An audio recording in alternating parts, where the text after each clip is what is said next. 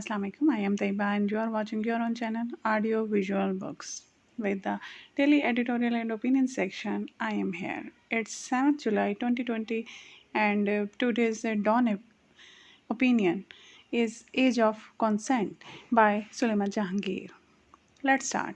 Earlier this year, 13-year-old Maria, a Christian by faith, eloped with Ali, aided and abetted by various others. Both the magistrate and the Lahore High Court dismissed Maria's parents' petition to restore her custody to them. They felt that under Islamic rules, minors could be married after they reach puberty, and there are several decisions of the superior courts to this effect. Yet the Child Marriage Restraint Act makes it an offense to marry a girl below the age of 16 and a boy below the age of 18. In Sindh, it is 18 years off for both sexes. The Majority Act 1875 holds that every person domiciled in Pakistan would attain the age of majority at 18, but it excludes marriage, divorce, adoption, and religion or religious rights and usages from this provision. In effect, a person below 18 is not be able to vote or enter into a commercial agreement but could enter into a marriage, convert from his or her religion, or even divorce. Pakistan is a party to several international conventions protecting the right of religious minorities to raise their children in their own belief. A legitimate question then is, should the Muslim rule of puberty as the age of consent to marriage also apply to non-Muslims? There is growing international consensus that child marriages need to be eradicated, but international conventions have been able to concede a minimum marriageable age and have largely left this for member states to specify. More importantly, where a child under 16 years is concerned, sex is statutory rape. In 2006, through an amendment, the offense of rape was redefined. Marital rape, although not explicitly included in the definition of rape, is now part of the offense of rape. Previously, rape was defined as an offense by a man committed against a woman who was not his wife. The provision relating the wife has been removed. Further, intercourse with a female below the age of 16 is rape with or without her consent. The law provides an explanation for this. This accords both with the need to protect the weak, which the Quran repeatedly emphasizes, and the norms of international legal obligations. The Child Marriage Restraint Act has been toothless for decades. It is high time our legislature mustered the courage to outlaw child marriages in absolute terms for both Muslims and non-Muslim citizens. The Child Marriage Restraint Act has been toothless for decades now.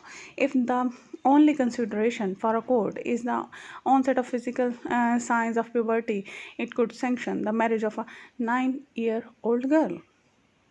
Naturally, courts should retain discretion in individual cases where, for example, two minors elope and it would be unjust to punish the boy, or where the girl falls pregnant, but there have to be the exception rather than the norm. In most cases of conversion and marriages, it is underage girls who are preyed upon. The older men aided and abetted by entire families and influential members of the community. Typically, in such cases, there is manipulation and abuse of power against vulnerable minors. If sex with an underage girl is rape, then those who aid and abet must also be punished. Further, in the absence of an age limit or procedure for changing one's religion, courts have had to tiptoe around this issue where minors are concerned. In the case of PMS Muskan in 2019, the Lahore High Court ruled that a 14-year-old girl whose family claimed she had been forcibly converted by her employers should be returned to the care of her family. It ruled that a 14-year-old did not have legal capacity to change her religion, but her conversion was not invalid since it was a matter of her personal conviction and there was no statutory authority prescribing it as unlawful. In fact, the court refused to give effect to the conversion for certain legal purposes while not holding the conversion uh, per se as unlawful.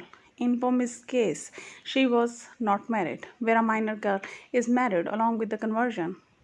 Courts have been reluctant to restore her to her parents' custody. India, in some states, Nepal, Myanmar, and Bhutan have all outlawed forced conversions, and in some cases with more severe penalties where children are concerned. In Pakistan, in the case of Pakistan Hindu Council, the Supreme Court observed that a law of on forced conversions was not required because the Constitution guarantees freedom to process to profess one's religion. Yet, the reality is that in many areas, the law as well as its implementation is unequal to the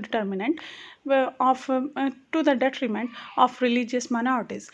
Courts must refrain from paying lip service to rights that are not implemented.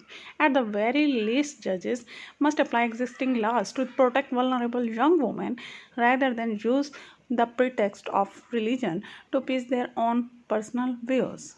The writer is a board member, AGHS, Legal Aid Cell, an advocate, an advocate of the High Courts, Pakistan, and a solicitor of the Senior Courts of England and Wales. Twitter @SJ244. Published in Dawn, July 7th, 2020. Thank you for listening. Please like and subscribe to be updated daily. Thank you.